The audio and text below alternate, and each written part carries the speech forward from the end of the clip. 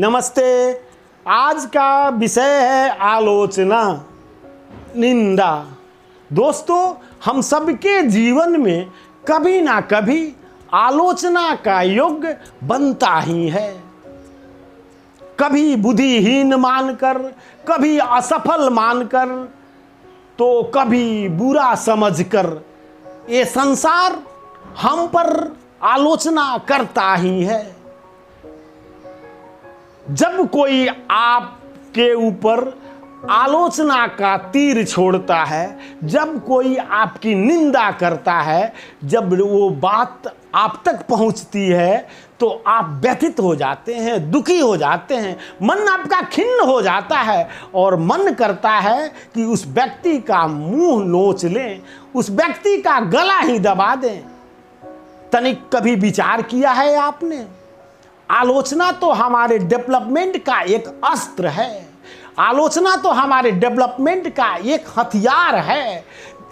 आलोचना तो हमारे डेवलपमेंट के लिए सीढ़ी का कार्य करता है, जिस पर चढ़कर आप सफलता के शिखर पर पहुंच सकते हैं। तनिक विचार कीजिए, थोड़ा याद कीजिए। मैं याद दिलाता हूं, या आप आलोचनाओं के दौर से ऊपर उठ गए होंगे, या फिर आपकी आलोचना हो रही होगी जब आप बच्चे थे। एक बात ख्याल करिएगा, इस जगत में जीवन का सबसे पहला पाठशाला, यानी कि सबसे पहला स्कूल खुद का परिवार होता है, जहां एक नवजात शिशु जन्म लेता है और पिताजी ही उस स्कूल के हेडमास्टर होते हैं। ये बात ख्याल करिएगा।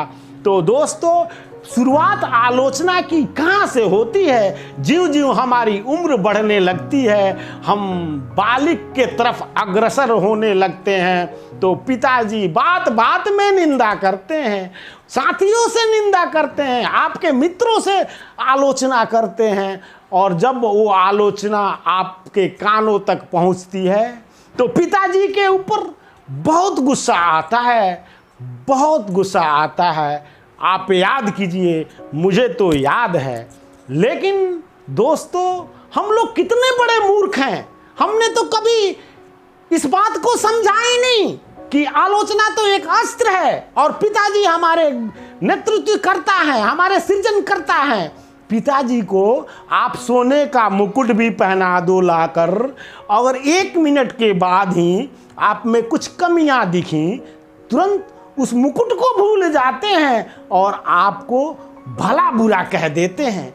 आप बताइए, आप किसी को 1 कप चाय पिला दो, कॉफ़ी पिला दो, या फिर कोल्ड ड्रिंक पिला दो, या कुछ भी तो खिला पिला दो, आपके साथ दिन भर घूमते हैं, आपकी जय जय करते हैं, और आप अपने पिताजी को सोने की ताज पहना दी और आप में कमी देखी तो आपको उन्होंने गाली दे दिया। बताइए, धन्य है पिताजी। सचमुच पिता ही सृजन करता है। पिता कितने बड़े सृजन करता है। अपने पुत्र की एक कमी को बर्दाश्त नहीं कर सकते, अपने पुत्र की एक छोटे से दाग को बर्दाश्त नहीं कर सकते, अपने पुत्र की किसी तरह की कमजोरी को बर्दाश्त नहीं कर सकते। इसीलिए पिता स्वार्थी नहीं होता। पिता उस सोने को मुकुट को याद नहीं रखता। पिता तो एक योद्धा को तैयार करता है कि इस दुनिया में, इस जगत में पुत्र जिस युद्ध को लड़ना चाहता है, उस युद्ध में उतरे बिना दाग के, बिना कमजोरी के, एक फौलादी योद्धा के तरह, और युद्ध को विजय प्राप्त करे। ये हर पिता का सपना होता है। तो उनकी आलोचना आपके लिए आशीर्वाद है। ये मैं तो अब समझा, आप पहले ही समझ जाएं, क्योंकि आप समझदार हैं। तो बड़ी कृपा होगी आप पर, आपकी सफलता की राहें खुल जाएंगी। तो दोस्तों, क्या आपके पिताजी भी आपके आलोचनाकर्ताओं में से हैं? तो पिताजी के ऊपर नतमस्तक हो जाइए और पिताजी के बातों को ध्यान रखिए। आलोचना के तीर जब आप तक पहुंचते हैं तो आप व्यथित हो जाते हैं, दुखी हो जाते हैं।